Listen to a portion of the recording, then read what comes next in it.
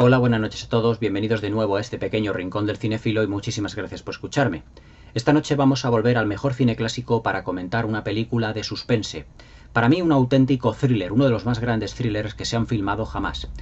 Y de la mano de uno de los directores clásicos más absorbentes y más poderosos dentro de la industria cinematográfica, dentro de los años dorados de Hollywood, entre los años 30, de los años 40 o de los años 50. Estamos hablando de un director que se le considera a día de hoy como uno de los mejores directores de actores y de actrices de la historia del cine. Aunque, según los historiadores de cine, se le considera el mejor director de actrices de la historia del cine. A él le debemos pues esa gran primera parte que tiene Lo que el viento se llevó, con esas estupendas interpretaciones tanto de Vivien Leigh como Olivia de Havilland. Estoy hablando del director George Cukor, un director realmente extraordinario que tiene en su haber pues títulos realmente ya imprescindibles para la historia del cine y que tocó pues prácticamente todos los géneros, como la comedia, como el drama, el suspense, el musical.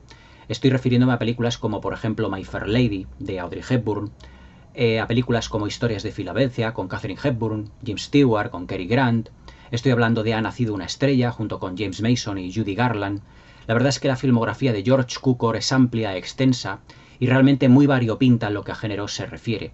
Pero es que además de tocar todos los géneros se puede decir que fue un maestro en todos y cada uno de ellos. Se puede decir que George Cukor es ese director que se basó o se vio en el espejo, se reflejó Woody Allen para sus películas corales como otros directores han hecho, como Paul Thomas Anderson, dentro ya de lo que es un cine más contemporáneo, o el mismísimo Robert Altman. Pero todos ellos tienen un antecedente que fue el maravilloso George Cukor. En 1900, creo recordar, en el 34, 33 filma pues un drama pues con tintes sobre tintes críticos sobre la alta sociedad estadounidense que se llamó Cena a las 8, que fue una gran obra maestra, además protagonizada por Jean Harlow, y que fue una de las películas fetiche, o se las considera una de las películas fetiche de este gran director. Pero esta noche vamos a hablar de uno de los grandes melodramas, pero más que los melodramas yo la encuentro esta película como una película de suspense. Es una película del año 1944 y se denomina nada más y nada menos que Luz que agoniza. Esta película, cuyo título original es Gaslight, se estrenó aquí en España con el título de Luz de gas, pero que posteriormente, no sé por qué, sinceramente, pues se cambió a Luz que agoniza, pero que el título de Luz que agoniza a mí me aporta mucho más una vez vista la película, ya que la luz, precisamente de gas, rebajada, es decir, agonizante, se puede decir que es uno de los motores narrativos de esta película.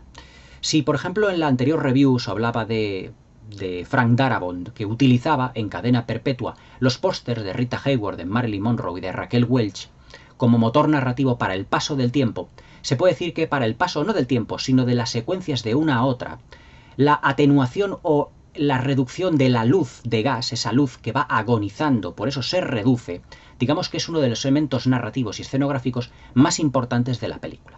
Pero para ir destripando poco a poco este film, lo vamos a ir hablando de manera pausada, analizando todos y cada uno de los elementos cinematográficos que tiene esta portentosa maravilla del gran maestro que fue George Cukor y que seguirá siendo dentro de la historia del cine. Argumentalmente hablando, estamos en una película que puede interpretarse como muchos géneros, como varios géneros. Podemos interpretarla como una película de suspense, como un thriller de suspense. Podemos interpretarla como una película pesadillesca, incluso con tonos de película de terror. Una película que puede ser también un thriller psicológico, porque la psicología, digamos que juega un papel muy importante dentro de lo que es la trama de la película. Y también podemos verla también como, por ejemplo, como una película de suspense al estilo puramente de Alfred Hitchcock. Porque es que la verdad es que George Cukor con esta película se puede decir que no es que imite a Alfred Hitchcock en su estilo, pero George Cukor con su propio estilo crea un suspense dentro de cierta predecibilidad dentro de la película que es realmente extraordinario, muy notorio. Y además todo ello basado en las interpretaciones de sus dos protagonistas, que fueron Charles Boyer e Ingrid Bergman. Atención a la interpretación de Ingrid Bergman en esta película de 1944 porque supuso el primer Oscar a la mejor actriz para esta fantástica y maravillosa actriz.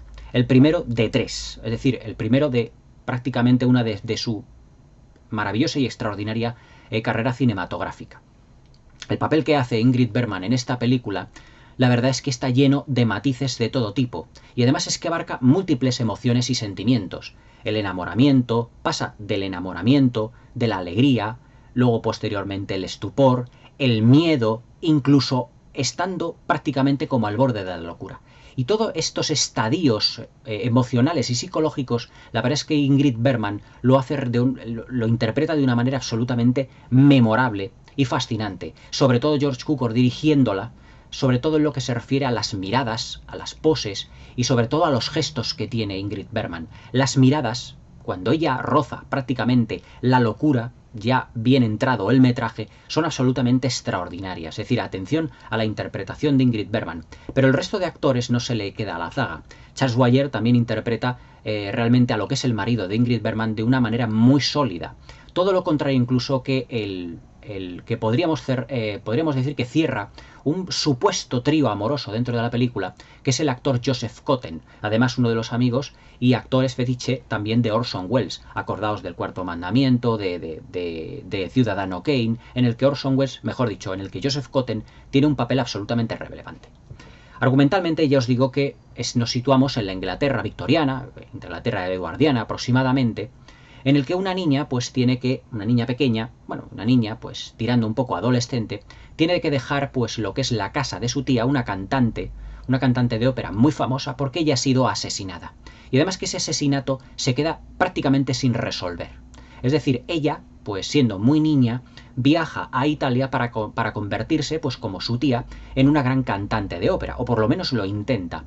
Y el asesinato de su tía se puede decir que se queda como en stand-by. Es decir, no hablan de lo que es el asesinato de su tía, se ha quedado como en un segundo plano dentro de la vida de esta niña, interpretada en un principio por Ingrid Bergman, convenientemente maquillada y vestida para que parezca mucho más joven, pero luego la acción se traslada a Italia, cuando ya la vemos mucho más mayor y que evidentemente pues ya parece que el asesinato de su tía ha quedado, yo os digo, como una especie como de segundo plano, porque no ha sido capaz la policía, Scotland Yard, dentro de lo que es Londres, de resolver ese asesinato, es decir, el asesino ha huido. Pero es que ese asesino, dentro de la misma película, se nos indica de una manera muy clara que va a ser precisamente el profesor de piano de lo que es el personaje de Ingrid Bergman y del que terminará enamorándose, porque aquí en esta película Charles Boyer, en el papel de Gregory, que es el asesino de la tía, lo que hace, precisamente en esta película, es enamorar constantemente a Ingrid Bergman hasta hacerla prácticamente suya, es decir, hasta que Ingrid Bergman está completamente pues coladita por sus huesos por él. Y bueno, pues sospechosamente el personaje de Gregory, de Charles Boyer, se casa con ella y quiere, ¿cómo os diría yo? Quieren mudarse a Londres, porque Charles Boyer deja como así como de soslayo de que le gustaría vivir en una de las grandes capitales de Europa, ya no en Italia, sino que le gustaría vivir, por ejemplo, en París o incluso en Londres. Y claro, al fallecer su tía, pues ella es la heredera total, Ingrid Bergman, el personaje de Paula, ella es la heredera total de todos los bienes de la tía, incluida la casa que ella dejó de pequeña cuando su tía murió. Y entonces, como uno de los sueños de su marido, de Gregory, interpretado por Charles Boyer, lo que hace es que uno de los sueños del marido era vivir en una de las grandes capitales europeas, pues prácticamente, como ella es heredera de esa casa, vuelven a la casa donde se produjo ese asesinato. Es decir, ya el componente de suspense ya lo tenemos prácticamente marcado desde el principio de la película. Es decir, cuando ese matrimonio prácticamente nuevo llega a la casa y la casa está completamente, por así decirlo, no en ruinas, pero tiene muchísimo polvo, la casa ha estado completamente cerrada durante mucho tiempo, evidentemente desde el asesinato de la tía. Pero toda esa casa le trae muchísimos recuerdos realmente al personaje de Paula, a Ingrid Bergman. A Paula le trae muchos recuerdos constantemente. Pero claro, todo lo hace por el marido. Todo lo hace por dar gusto al marido y porque el marido realmente quiere vivir dentro de lo que es la sociedad victoriana, de lo que es ese Londres realmente magnífico. Aquí a destacar en la película una dirección artística, una puesta en escena en todo lo que se refiere al vestuario y los decorados, realmente portentosa. Es una dirección artística realmente extraordinaria, como George Cukor nos tenía acostumbrados en muchas de sus películas. Acordaos, por ejemplo, de esa maravillosa biblioteca de My Fair Lady, sin ir más lejos, o de los ampulosos decorados de Cena a las 8. Es decir, George Cukor es un director que también cuidaba la puesta en escena, pero al ser un director de actores, siempre para él fueron lo que es la fotografía, la dirección artística, todos los elementos técnicos de una película, se puede decir que para George Cukor fueron como un elemento secundario. George Cukor siempre basaba todo lo que era la planificación, el desarrollo de las películas, todo en la dirección de los actores. Para él los protagonistas, es decir, los personajes, era lo más importante. Si hace poco, por ejemplo, cuando se hablaba de Ridley Scott, os decía que era un director que trabajaba con la imagen, que trabajaba creando imágenes, en el que, digamos que la calidad audiovisual la mimaba hasta el extremo, y en el que lo más importante era filmar una película creando imágenes, en el que los actores, en el que los decorados, en el que el sonido, la fotografía ya decía algo por sí solo. George Cukor todo no lo subordina a la imagen, sino que lo subordina, mejor dicho, todo, sí se puede decir que no lo... sí, como Ridley Scott no lo subordina a la imagen, sino que todo lo subordina a las interpretaciones. Es decir, para George Cukor lo importante son las interpretaciones. Y fijaos si fueron importantes las interpretaciones, que incluso la actriz de reparto, que era Angela Lansbury, en el primer papel secundario que tuvo, o mejor dicho, en el primer papel que tuvo en el cine, fue nominada a la mejor actriz de reparto al Oscar. Además que Angela Lansbury en esta película tenía 17 años y 18, es decir, que durante el rodaje de este film, Angela Lansbury cumplió 18 años. Era muy jovencita en el 1944, pero la verdad es que para ser el primer papel que interpreta en el cine está realmente soberbia. No vamos a decir que está a la altura de Ingrid Bergman, pero es que las dos actrices fueron nominadas al Oscar, aunque luego Ingrid Bergman fue la que se llevó el gato al agua. Por eso hay que tener en cuenta que George Cukor era un gran director de actores y también de actrices. Según los historiadores de cine, pues el mejor director de actrices de la historia del cine. La primera secuencia, lo que es el arranque de la película, en el que vemos cómo Ingrid Bergman de niña abandona lo que es la casa de la tía, en ese Londres victoriano y brumoso, es como si fuera una película ya de suspense, es como si ya nos quieran dar a entender que eso va a ser una especie como de thriller, un tanto angustioso. Y además es que la puesta en escena, bastante abigarrada, en lo que se refiere a los decorados muy recargados, pero muy notables, también nos da cierta sensación claustrofóbica muchas veces. Dentro de los elementos de la escenografía que tiene la película, las escaleras es uno de los elementos más importantes. Es decir, yo, por ejemplo, me estoy acordando, sin ir más lejos, de las películas de la Hammer, en donde, por ejemplo, las escaleras en Las novias de Drácula o en Drácula del 58, Terence Fisher filma las escaleras para situar a los personajes o en la parte baja o en la parte alta de las escaleras, habiendo una especie como de telón dramático entre ellas, entre los personajes, y en el que la escalera es como si les separase de diversos estadios dramáticos, dentro de lo que es la escenografía y la planificación en sí misma. Siguiendo con el argumento, evidentemente, en lo que es el propósito del personaje de Gregory, de Charles Boyer, es encontrar, como había sido el asesino de su tía, es encontrar las joyas de la tía, pero no unas joyas cualquiera que pudieran estar al alcance de la sobrina, mismamente porque se las hubiese dado o las hubiese heredado, sino que en esa casa tan sumamente claustrofóbica que prácticamente actúa en esta película como un protagonista más, hay una especie de desván.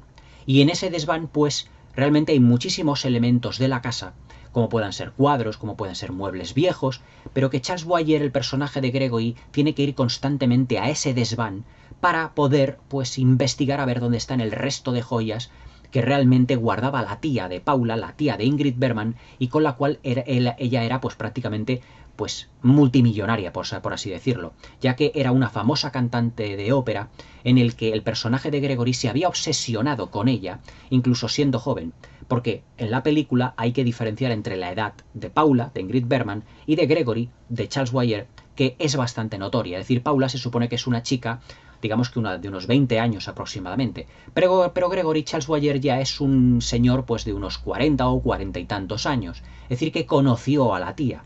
Y entonces el plan de Gregory es extraordinariamente plasmado, va a ser enamorar a la sobrina para volver a lo que es la casa de Londres y poder buscar las joyas de su tía, y que no pudo encontrarlas debido a que él fue precisamente el que mató a su tía. Pero claro, digamos que ese crimen está como en stand-by, ya os digo, no está resuelto del todo.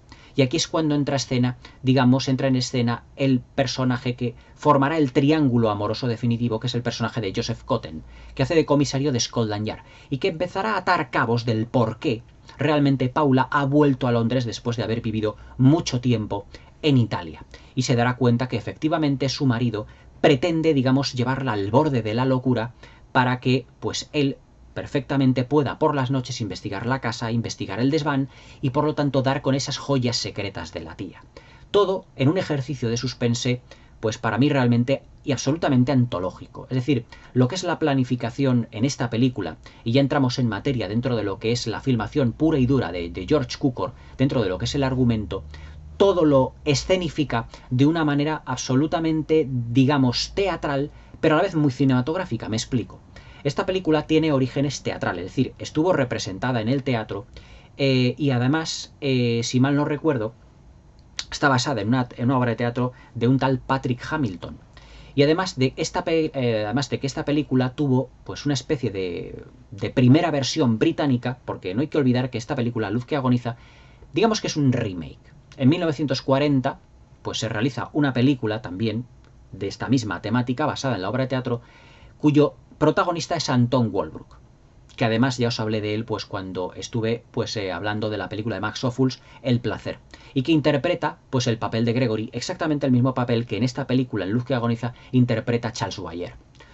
Pero muchos historiadores consideran que la versión británica en vez de la hollywoodiense, de la Metro-Goldwyn-Mayer, esta película, y todo se ve que es de la Metro-Goldwyn-Mayer en esa escenografía tan fabulosa que tiene, por la que ganó un Oscar, dicen que la película inglesa pues es como mejor.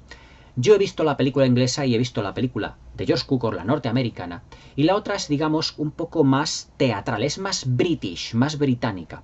Esta película, digamos que George Cukor le ha dado un aire un poco más, como un poco más moderno, y eso que es una película del 44, pero no es tan acartonada y tan, digamos, tan escenográfica, por así decirlo, como la película inglesa original. La película inglesa original parece mucho más una obra de teatro. Es decir, que os digo que es más una obra de teatro, pero con un estilo mucho más cinematográfico, porque lo que hace George Cukor es darle, digamos, un lenguaje más de cine. Es decir, no parece que estemos viendo una obra de teatro. O sea, vemos la película inglesa y parece que estamos viendo en ocasiones la obra de teatro. Sin embargo, en la versión de George Cukor no pasa eso.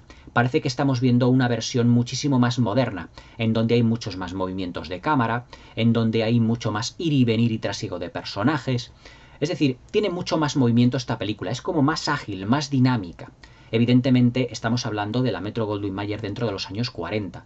Era pues la mayor factoría de películas pues en aquella época. Y para mí la mayor factoría de películas de todos los tiempos por extensión. Y claro, pues cualquier película que se la comparase con un producto de la Metro-Goldwyn-Mayer evidentemente podía salir perdiendo. Y cuando cuentas en la dirección con George Cukor, evidentemente pues ya la versión inglesa se queda bastante apartada. Pero bueno, para los puristas, si ellos quieren que la versión inglesa sea mejor, pues bueno, pues ahí que lo piensen. Yo pienso que la versión de Luz que agoniza es un remake muy superior al original británico del año 40. También dentro de lo que es la escenografía, dentro de lo que es la parte técnica de la película, hay que destacar muchísimos elementos, que además es que George Cukor los filma de tal manera que nos hace inmiscuirnos en una historia de una manera absolutamente extraordinaria. La dirección artística, por la que ganó un Oscar a la mejor decoración, que era como se conocía entonces al diseño de producción, es muy, como os diría yo, es como muy agobiante.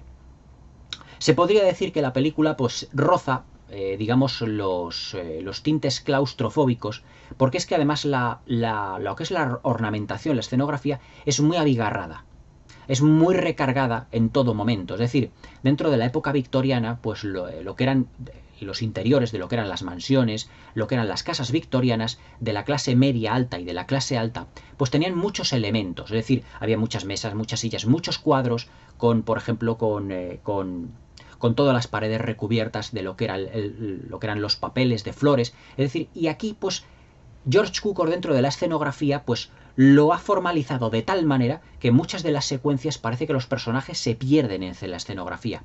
Pero eso quiere decir también que le da un aire muchísimo más cinematográfico, porque si estuviésemos hablando de una película más meramente teatral, tendríamos lo que es las tablas del teatro, el decorado, y prácticamente el decorado es como una especie como de telón de fondo nada más. Pero es que George Cukor le da mucha más experiencia cinematográfica porque tiene muchos elementos en el que los personajes interactúan. Es más, elementos de la escenografía, elementos del vestuario, serán muchos de los objetos por los que Charles Boyer intentará llevar al borde de la locura incluso al personaje de Paula, al de Ingrid Bergman. Por ejemplo, un camafeo, una carta, un cuadro. todos, ya os digo, elementos de escenografía que, digamos que están convenientemente resaltados dentro de lo que es el guión, en el que el suspense está muy bien dosificado y en el que esos elementos escenográficos van teniendo un protagonismo de por sí. Dentro de lo que es, evidentemente, todo lo que es el desarrollo de la película, es decir, que el tono, digamos, va cambiando constantemente. Es decir, la puesta en escena en lo que se refiere al tono, al desarrollo de la película, no es uniforme, sino que es variable. Al principio George Cukor, ya os digo, en el arranque parece una película más de suspense, incluso con tintes de terror. Estamos dentro de lo que es el Londres victoriano, se ha cometido un asesinato. Lo que es la sobrina huye a Italia. Ese asesinato evidentemente queda sin resolver, dentro de un Londres recargado, por la noche, con esas luces de neón. Es decir, le da George Cukor un aire ya no solo victoriano, sino incluso como si fuera un cuento de Arthur, mejor dicho, una novela de Arthur Conan Doyle, una novela de Sherlock Holmes, como si fuera cuando los personajes de Sherlock Holmes, como Sir Hugo de Baskerville, se adentra dentro del páramo, está todo lleno de bruma, es decir, esa bruma y esa niebla tan característica del Londres victoriano que hemos visto en mil y una películas. Pero es que luego, después de ese arranque, de ese comienzo, pasamos directamente a Italia, cuando el personaje de Ingrid Bergman ya es más joven, y tenemos un tono claramente mucho más distendido, más jovial, en el que todo es una historia de amor muy de color de rosa. Charles Boyer e Ingrid Bergman empiezan a conocerse, se conocen pues hace escasamente poquito tiempo, hace prácticamente 2 semanas, y todo lo vemos del color de rosa. Los personajes lo ven del color de rosa, aunque evidentemente el personaje de Charles Boyer está encaminando poco a poco a Ingrid Bergman hacia ese Londres victoriano donde está la casa de la tía, donde él quiere buscar esas joyas. Y entonces lo hace todo mucho de color de rosa para ir enamorando al personaje de Ingrid Bergman, de la que evidentemente se casa y llega a la casa de Londres. Y en la casa de Londres es como si ya la casa ejerciera un influjo sobre el personaje de Charles Boyer absolutamente diabólico. Un influjo en el que digamos que la avaricia por encontrar las joyas se va reflejando en su rostro, se va reflejando en su comportamiento. Y el perfecto caballero que habíamos visto al principio de la película se va transformando como una especie de hombre con una gran avaricia, una especie como de auténtico maltratador, no físico pero psicológico frente a su esposa, diciéndola que si oye ruidos, que si se está inventando cosas, que si es muy despistada, es decir, pero va dejando como pequeñas piedrecitas en el camino para que el personaje de Ingrid Bergman vaya poco a poco como adentrándose como una espiral psicológica, de juego psicológico que le va proponiendo el marido. Todo ello para llevarla al borde de la locura. Y poco a poco ese enamoramiento, esa dulzura que tenía el personaje de Gregory, de Charles Boyer, se convierte en un personaje absolutamente, digamos, nefasto desde el punto de vista de Ingrid Bergman. Es un personaje que sinceramente pues llega a tintes de maltratador, llegan tintes muy desagradables, haciendo de menos constantemente a su esposa, incluso cuando está pues reunida con una serie de amistades, incluso llega a tirarle los trastos, un poco los tejos, como suele decir, pues a la asistencia, a la doncella, en el papel que hace Angela Lansbury. Es decir, que ya incluso dentro del matrimonio, cuando está presente el personaje de Ingrid Bergman, cuando están los dos, ya la va haciendo de menos, la va insultando, la va diciendo es que eres muy olvidadiza, es que no das una, es que siempre parece que estás enferma. Y claro, Ingrid Bergman va cayendo en una espiral poco a poco, en un hoyo psicológico, porque evidentemente ella cree oír pues una serie de ruidos que realmente los oye, pero que él, su marido Gregory, dice que no los oye. Y es más, muy inteligente por parte del marido, contratan, pues digamos, a una, podemos decirlo, no una ama de llaves, pero también a una doncella, a una sirvienta que tienen allí en la casa, que es un poco teniente, que está mal del oído, y que evidentemente ella no puede oír esos ruidos que oye, por ejemplo, por la noche, que dice que oye voces, que oye como una especie como de ruidos en el piso de arriba, pero que en el piso de arriba no hay nadie. Pero es que por las noches lo que hace Gregory es dar un rodeo a la casa y subirse al desván de esa casa victoriana para buscar, pues en todo lo que es el desván de esa casa, buscar las joyas ocultas de la tía. Y claro, él hace ruido. Y el título de Luz de Gas o Luz que agoniza viene porque, claro, evidentemente cuando este hombre se va, cuando Charles Boyer se va, y el personaje Paula de Ingrid Bergman no lo sabe, él lo que hace es reducir, digamos, lo que es el gas de unas lámparas, porque se supone que él está en el desván y también necesita luz en el desván para poder ver y para poder buscar esas joyas que están secretas. Y cuando vuelve, pues vuelve otra vez lo que es la luz a tener más luminosidad dentro de lo que son las luces, dentro de lo que son como diría yo, los globos, dentro de lo que son las lámparas, y claro, vuelve a tener más luz todo lo que son las estancias de la casa. Antiguamente, la época victoriana, época eduardiana, pues la luz pues estaba, se distribuía pues por diversos conductos, por conductos muy pequeños, a base evidentemente de gas. Y entonces pues a esa luz se le encendía con una cerilla y se le daba pues como una especie como de salida para que iluminase, con un globo, iluminase toda una estancia. Pero todo eso se podía regular con una manecilla para que saliera más luz o menos luz, evidentemente, de la cantidad de gas. Es como, evidentemente, los fogones de la cocina que hemos tenido antes de las vitrocerámicas, evidentemente. Y claro, todo eso se podía controlar a través de toda la casa, y cuando en una habitación había o se encendía más luz, pues esa parte de la casa, pues digamos que tenía más luz, pero en detrimento de las demás. Entonces, cuando Charles Boyer ilumina lo que es digamos, la parte de arriba de la casa, el desván donde tenía la tía todos los elementos, todas las luces de la casa se rebajan. Pero Charles Boyer le dice a su mujer que eso es imaginación suya, hasta que entra dentro de lo que es la casa el personaje de Joseph Cotten. Y claro, Joseph Cotten, como es el comisario de la policía, enamorado en secreto del personaje de Paula, de Ingrid Bergman, le dice que no se está inventando nada, pero que él, debido a sus pesquisas, a sus investigaciones, con la deducción, ha deducido que el personaje de Gregory, realmente el marido de Ingrid Bergman, fue el asesino que mató a su tía. Y todo se lo hace entrever. Pero evidentemente todo lo que es la trama de la película gira en torno a ese juego psicológico, a esa trampa psicológica que el personaje de Gregory, de Charles Boyer, le está poniendo constantemente al personaje de Paula, Ingrid Bergman, a su mujer, para evidentemente tenerla controlada, que no suba al desván, que no haga una cosa, que no haga otra, y dejarla completamente loca. ¿Por qué? Para meterla en un manicomio y él quedarse con la casa, quedarse con todas las ganancias y quedarse con todas las joyas. Y poder buscar las joyas de la tía de un modo más amplio, de un modo más tranquilo, evidentemente. Es decir, lo que pretende es volver loca, de alguna manera, a su mujer. De ahí que esta película yo la vea como una especie de como gran thriller psicológico. Es decir, no es solo una película de suspense al uso, en el que vamos viendo pues cómo Charles Boyer va ganando terreno a Ingrid Bergman. Pero es que, atención al giro final de esta película, porque el personaje de Ingrid Bergman, cuando ella sabe que no se está volviendo loca, como le dice el personaje de Joseph Cotten, ella interpreta, o mejor dicho, cuando está ya enfrente a su marido, que ella ya sabe perfectamente que fue el asesino de su tía, que pretende buscar las joyas de la misma, que no la quiere ella realmente como es, sino que la está utilizando, ella se hace pasar por loca. Además, en una, no vamos a decir sobreactuación, pero al hacerse pasar por loca, Ingrid Bergman realmente acentúa, como si dijésemos, esa enfermedad mental que realmente no tiene. Y hay una secuencia cuando Joseph Cotten ha amordazado a Charles Boyer, a Gregory en el desván, en una silla, le dice todos los elementos, todas las cosas por las que ella ha ido pasando. Dice, pero ¿te acuerdas de este camafeo? Aquí lo tenías, ¿te acuerdas de esta carta? ¿Te acuerdas de todo esto? En realidad tú me estabas diciendo que yo era muy despistada. Atención a la interpretación de Ingrid Bergman en esa secuencia y cómo mira con ojos amenazadores a Charles Boyer. Pero es que el juego de miradas que tienen Ingrid Bergman y Charles Boyer es realmente único.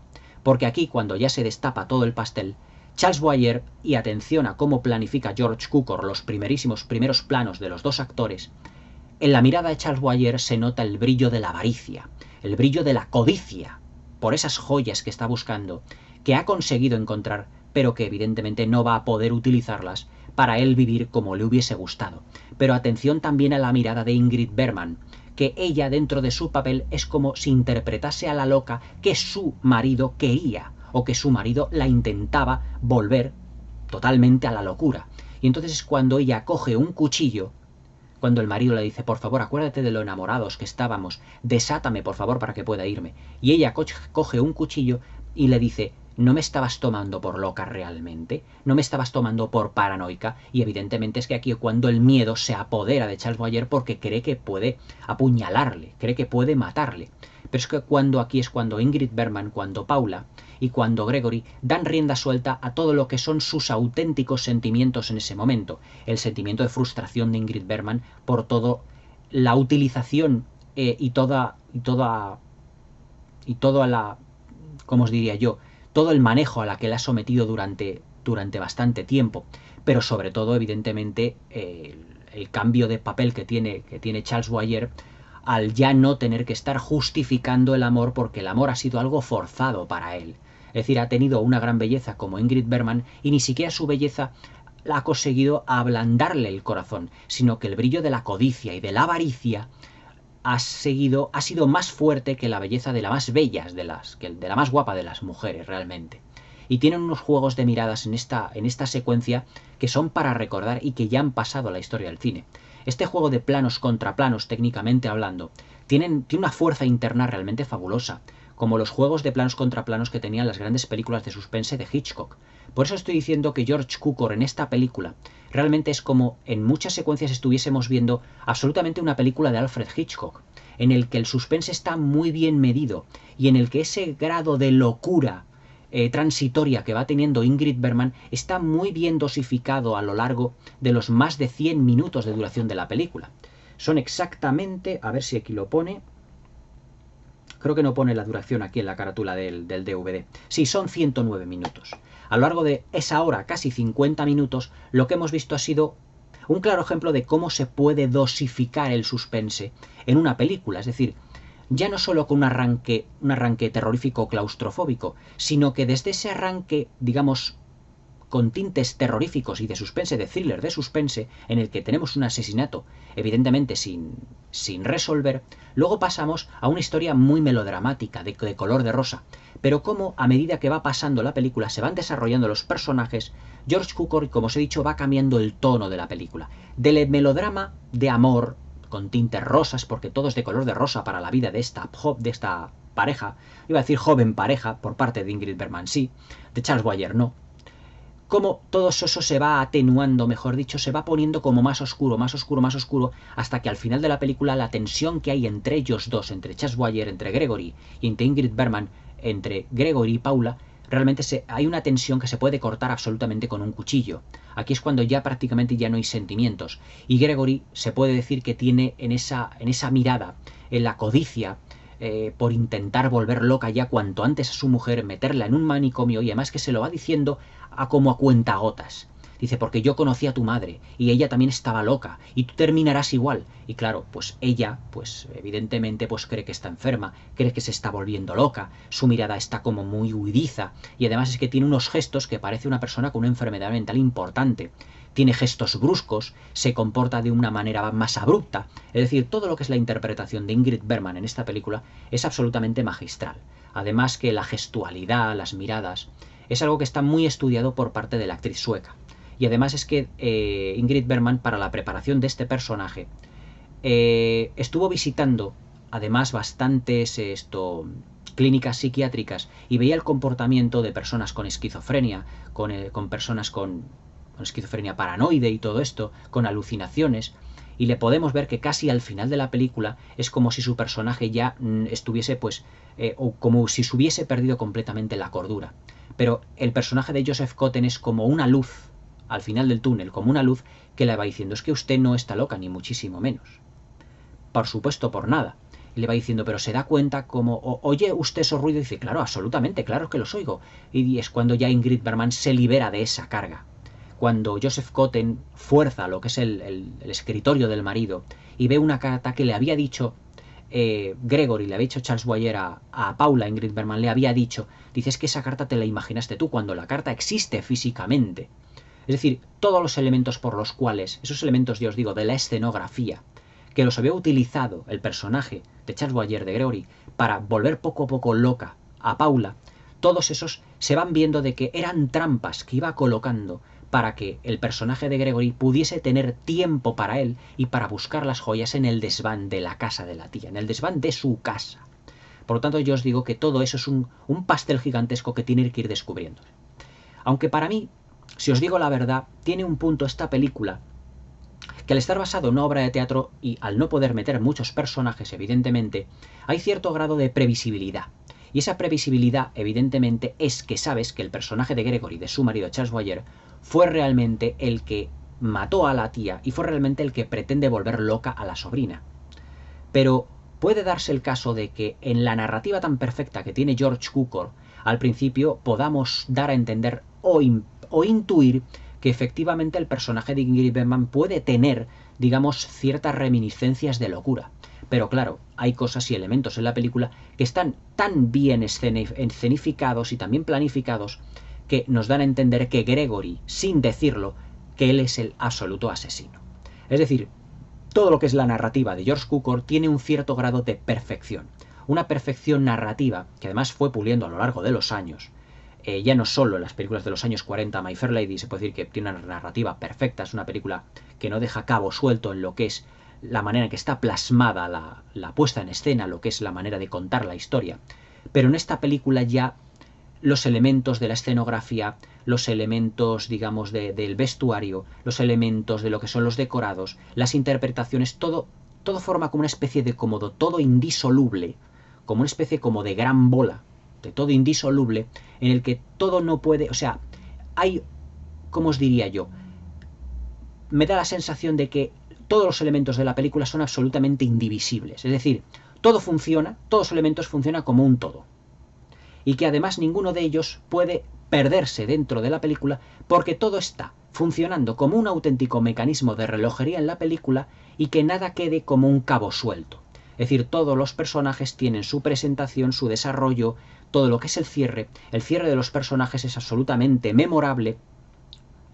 Incluso el arco argumental de todos ellos es absolutamente ejemplar. O sea, yo dentro de lo que es una película de suspense, pocas veces he visto en las películas de Alfred Hitchcock y en poquitas más, y además, evidentemente incluyendo esta, he visto un arco argumental además de un personaje que tuviese tantos matices y que se fueran transformando los dos, es decir, tanto el personaje Charles Boyer como el de Ingrid Bergman van transformándose de una manera muy paralela a lo largo de la película. Es decir, Ingrid Bergman va cobrando como esa especie de locura transitoria que se va convirtiendo casi en absoluta. Y Charles Boyer va cambiando su tono desde ese simpático caballero, perfecto caballero, a una persona desagradable, a una persona fría y calculadora. Pero realmente al final de la película vemos a lo que es el auténtico Gregory, un personaje frío, un personaje calculador, un personaje que no le importa realmente volver loca a su mujer con tal de conseguir unas joyas. Y evidentemente el triángulo amoroso que lo forman Charles Boyer, Ingrid Bergman y Joseph Cotten, y ese enfrentamiento final, digamos, ya no solo por la justicia, sino también por el corazón de una mujer, porque Joseph Cotten también está enamorado, aunque no lo parece en la película, pero todo nos hace indicar que sí, que también está enamorado del personaje de Ingrid Bergman. Es decir, él también recuerda la figura de Ingrid Bergman a la sobrina de esa cantante de ópera, que incluso este comisario que interpreta Joseph Cotten, no es que estuviera él enamorado de su tía, pero la tenía cierta admiración. Y todo eso nos lo da a entender todos los elementos, los diálogos, las situaciones que la película y que George Cukor nos lo va entregando de un modo realmente extraordinario y primoroso. La verdad es que Luz que agoniza es una de esas películas, uno de esos thrillers psicológicos que yo no solo la veo como un melodrama victoriano, aunque evidentemente comienza como tal, es decir, una pareja se va a una casa donde una tía falleció, hay que pues iniciar, digamos, una relación estable en esa casa, con ese matrimonio que suele tener problemas. Es decir, tiene todos los tintes melodramáticos. Pero es que luego el tono de la película va cambiando a un thriller de suspense, a un thriller al borde de la locura. Es decir, el tono de los personajes también cambia absolutamente con el devenir de los acontecimientos. Y luego el magnífico juego escenográfico que tiene George Cukor como elementos como el camafeo, el bolso de ella, lo que es ese cuadro que han quitado de la pared, que en realidad no lo ha quitado ella, que no lo ha quitado Ingrid Bergman, pero que Charles Boyer lo hace todo para llevarla a ella al borde de la locura. Y luego el personaje fantástico, realmente memorable, de Angela Lansbury, que interpreta a una chica, digamos, que no es que fuera un poco ligera de cascos, pero incluso le gusta tirarle los tejos a su a su jefe, por así decirlo. Porque ella está de doncella y ella se ve, cuando está Angela Lansbury, que hay tensión entre Ingrid Bergman y ella. Es como si Angela Lansbury también intentase trepar un poquito en lo que es la escala de valores de sociedad de la época victoriana. Porque ella está saliendo con un policía, pero al policía le tiene como una especie como de relación amor-odio. Porque el policía pertenece a esa clase media que ella un poco parece que está como rechazándola. Y lo rechaza, y lo vemos en una secuencia en la que cuando es contratada Charles Boyer ve que es una mujer de gran carácter y ve que es una mujer que incluso tiene una mirada un tanto seductora hacia él, incluso delante de la propia Ingrid Bergman. Es cuando ya el matrimonio no está yendo bien al 100% del todo. Pero vamos, todo eso, todos estos detalles y 1000 detalles más lo podréis ver en esta fascinante película dirigida por uno de los grandes maestros de lo que es el cine de todos los tiempos, que es George Cukor. Os recomiendo encarecidamente una película de suspense que se llama Luz que agoniza. Una auténtica maravilla en todo su esplendor. Una de esas películas de suspense de la época clásica de Hollywood, cuya escenografía, cuya dirección artística abigarrada, cuyo vestuario muy decimonónico, cuya interpretación de los personajes que son como muy de la época, atención a la interpretación de Ingrid Bergman, es absolutamente de otra galaxia. Todos los estadios emocionales por los que pasa, sus miradas, sus gestos, sus sonrisas, la manera que tiene sumamente elegantísima de llevar los vestidos. Todo eso delata pues una gran profesionalidad por parte de Ingrid Bergman y también por parte del director George Cukor, que seguro que tuvieron que hacer pues bastante pruebas de vestuario para conseguir, ya no conseguir, sino dar con ese vestido que Ingrid Bergman pudiera lucir de una manera tan extraordinaria. Al ser una actriz sueca, tenía una gran estatura, era muy ancha de hombros, tenía un gran escote y realmente pues luce absolutamente extraordinaria, con una belleza monumental en esta película. Un detalle antes de terminar. Charles Boyer no tenía la estatura de Ingrid Bergman, era un poquito más baja que Ingrid Bergman. Ingrid Bergman medía prácticamente 1,80 m de estatura. Y durante gran parte de la película Charles Boyer tuvo que estar subido a una pequeña caja de unos cuantos centímetros de altura para superar en estatura a Ingrid Bergman, porque Charles Boyer era más bajito. Pero en esta película tenían que estar los dos, digamos, a una misma estatura, por así decirlo.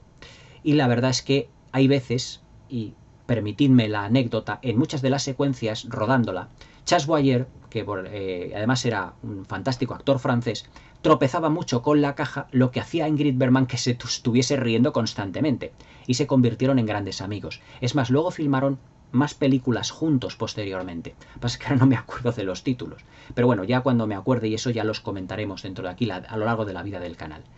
Quedaos con Luz que agoniza, que es una auténtica obra de arte, una auténtica maravilla de película al servicio del suspense, al servicio de un thriller psicológico, al servicio de una dirección artística prodigiosa, al servicio de una interpretación femenina absolutamente de Oscar, como fue Ingrid Bergman. Para mí, creo que dentro de las 15 mejores actrices de la historia del cine, la puse la tercera, medalla de bronce. 3 Oscar consiguió a lo largo de su historia Ingrid Bergman como mejor actriz. Una actriz de los pies a la cabeza, con una belleza monumental, porque ella era físicamente también monumental. No hay más que ver Luz que agoniza, que es una película en donde se luce interpretativamente, sobre todo interpretativamente, luce su físico como en pocas películas y sobre todo a las órdenes de uno de los más grandes directores, de actores y de actrices, sobre todo de actrices, de la historia del cine, que fue George Cukor. Espero que podáis comentarme todo lo que queráis sobre esta película en la caja de comentarios. Y no olvidéis suscribiros al canal, darle a la campanita y darle un buen like. Con eso me ayudaréis mucho. Luz que agoniza, una auténtica obra de arte del cine de todos los tiempos. Una obra maestra del cine de suspenso, de la mano de uno de los más grandes directores de todos los tiempos, el gran George Cukor. Espero que os haya gustado el vídeo, que tengáis una feliz velada y hasta mañana.